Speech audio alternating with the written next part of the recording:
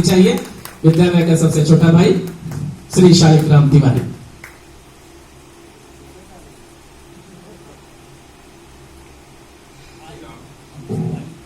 बहुत बहुत धन्यवाद श्री त्रिपाठी सर जी। आदरणीय प्राचार्य महोदय और यहाँ उपस्थित साथ में मुख्य अतिथि भी तथा परम आदरणीय डॉक्टर आनंद कुमार त्रिपाठी सर जी जो मेरे साहित्यिक गुरु हैं यहाँ, साथ ही निर्णायक मंडलगण और श्री अरुण कुमार सर जी तथा मेरे सभी अग्रज और हमेशा मुझे मार्गदर्शन करने वाले और साथ में मेरे प्रिय अनुज भी विराजमान है दीपक सर जी। आप सभी के विशुद्ध आत्मा में विराजमान परमपिता परमात्मा को सादर नमन करते हुए मैं आज की इस पावन बेला पर काव्य पाठ के क्षणों में अपनी कुछ रचनाएं प्रस्तुत करने जा रहा हूं। माँ वीणा पाणी सहायक हो। तो बात उन दिनों की थी जब इससे पहले जब प्रीवियस ईयर में हिंदी पखवाड़ा रखा गया था आयुध निर्माणी कारखाना में फैक्ट्री में, तो वहाँ त्रिपाठी सर जी ने बिल्कुल यहाँ कुछ कार्यक्रम हुआ था और तुरंत हम लोग वहाँ चले गए। तो अफरा तफरी में वहाँ एक कविता मैंने वहाँ सुनाया था।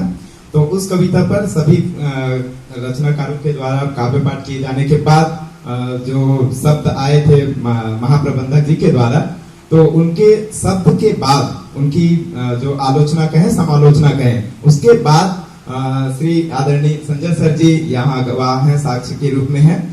वो जानते हैं कि मैंने 2-3 दिनों से कुछ पंक्तियां गुनगुनाई और वो पंक्तियां एक बहुत ही अच्छी पदों के साथ उपस्थित हुई। और जो मैं छुट्टी में गया हुआ था तो वहाँ ट्रेन के सफर में मुझे लगभग 22-24 घंटे लगते हैं, तो उसमें मैंने वो रचना रची थी। तो इससे पहले जिस की जननी है ये कविता, वो कविता मैं पहले पढ़ना चाह रहा हूँ, जिसमें उम्मीद की गई है कि भारत की जो युवा पीढ़ी है उसे कैसा होना चाहिए, यहाँ के नर नारियों को कैसा होना चाहिए। तो आप सभी प्रोत्साहित करते रहें।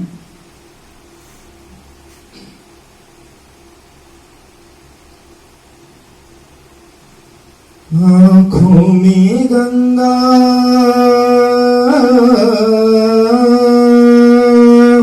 आँखों में गंगा, हाथ तिरंगा, होठों पे गीता हो। आँखों में गंगा, हाथ तिरंगा, होठों पे गीता हो। हर नर में हो राम की मूरत, नारी सीता हो। हर नर में हो राम की मूरत, नारी सीता हो।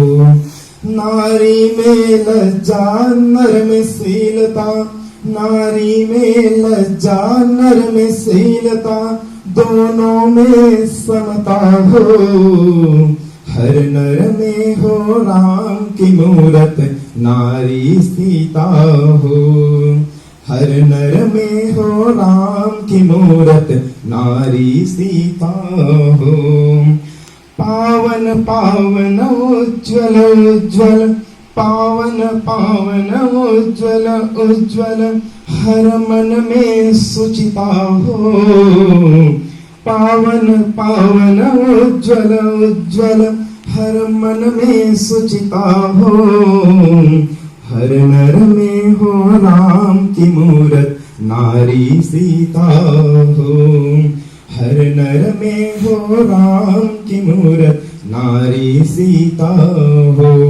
यही वो काव्य पंक्तियां हैं जिसके कारण एक कमेंट्स आया वहां से आलोचना के रूप में कि सर ने कहा कि राम की आप मूरत चाहते हो हर व्यक्ति में और नारी को यथार्थ में सीता का स्वरूप देना चाहते हो। तो वो किसी भी कविता की रचना वास्तव में हृदय से जब होती है तो उसका आनंद बहुत अजीब होता है और अनोखा होता है। तो उसने उस क्वेश्चन ने मेरे माइंड में एक वाक्य ने एक नई कविता को जन्म देने का एक माध्यम बना दिया और वो मैं आप सभी के सामने प्रस्तुत करने जा रहा हूँ। और मेरी अब तक की सबसे बेहतरीन रचना मुझे लगती है वो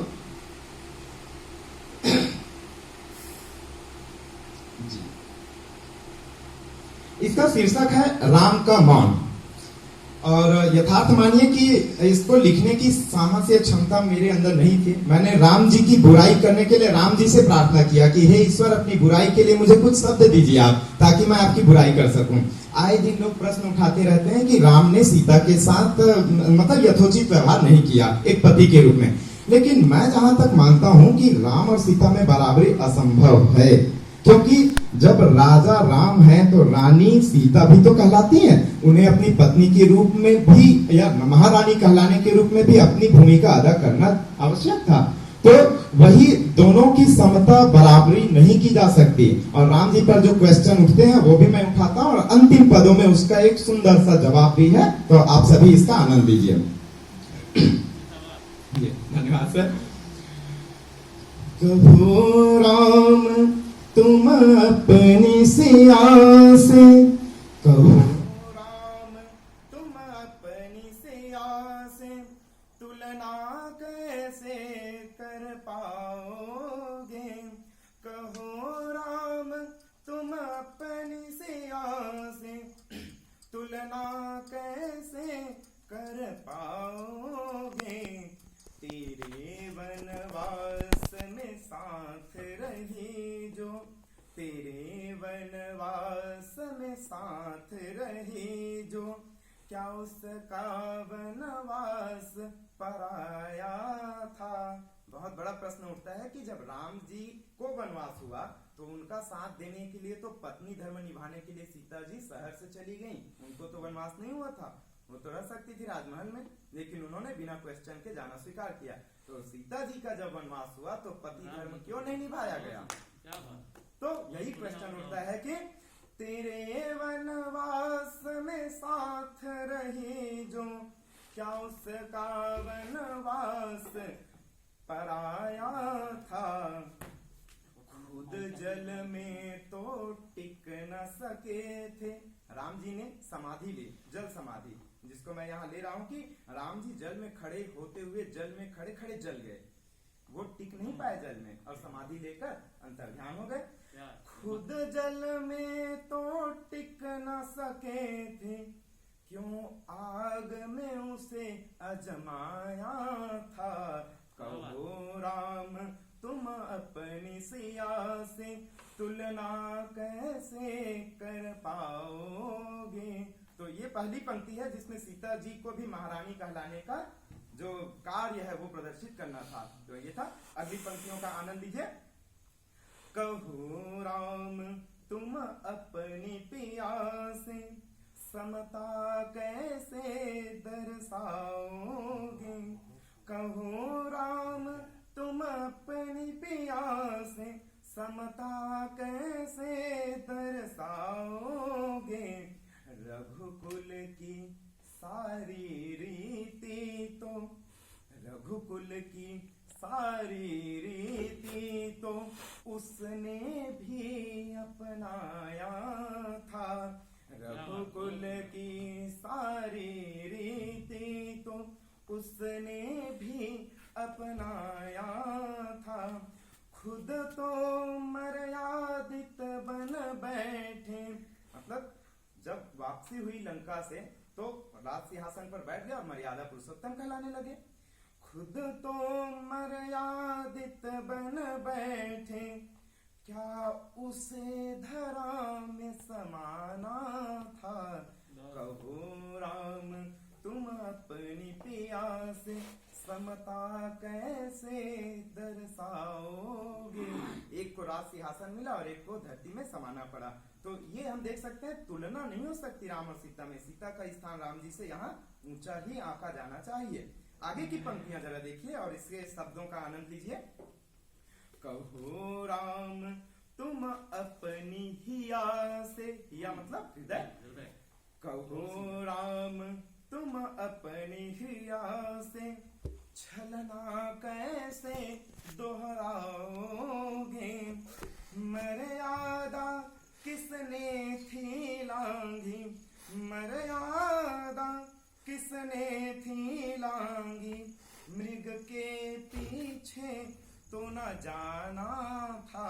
लोग कहते हैं कि सीता जी ने लक्ष्मण रेखा पार करके पहले मर्यादा लांघी, लेकिन मेरा जो विचार है, कवि मन कहता है, जो स्त्री पक्ष को यहाँ रखता है सामने, उसके पक्ष में, कि राम जी ने पहले मर्यादा लांघी। क्यों? राम जी को मर्यादा पुरुषोत्तम कहा जाता है, भगवान का अवतार कहा जाता है, तो सारी लीलाएं जानते हैं, है ना, कि सोने का हिरण होता ही नहीं है, फिर सोने के हिरण के पीछे जाने का क्या तात्पर्य था।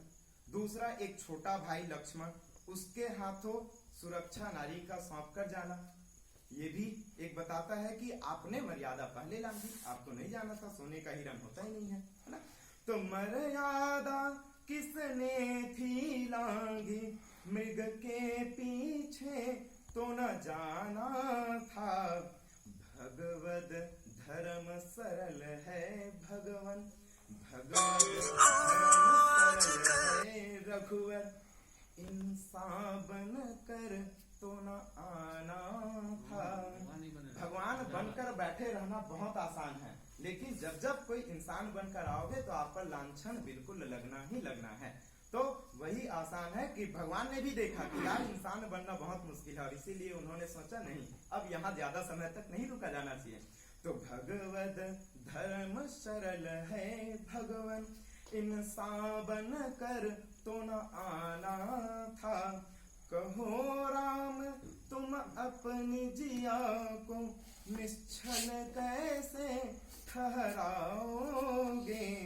राज धर्म, अब इसका उत्तर मिल रहा है कि राज को कैसे चलाना चाहिए, राज्य को, शासन को।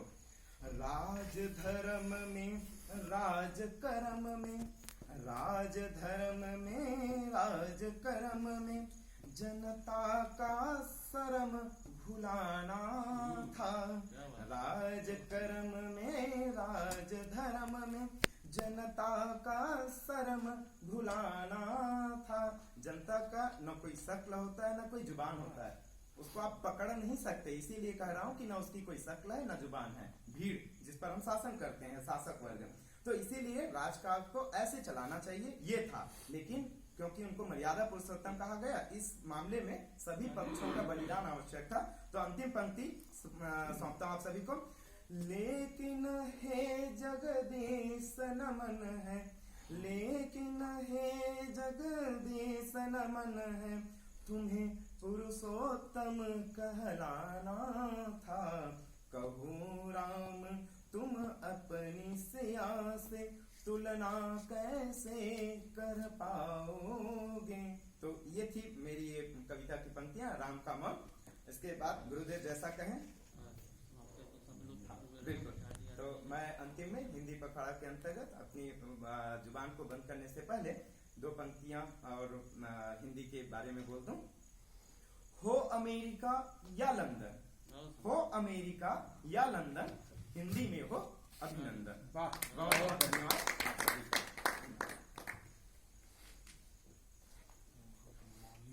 श्री शालिक राम जी, बहुत बहुत धन्यवाद आपको। और इनकी रचना तो कवि जहां पहुंचे रवि वहां पहुंचे कवि।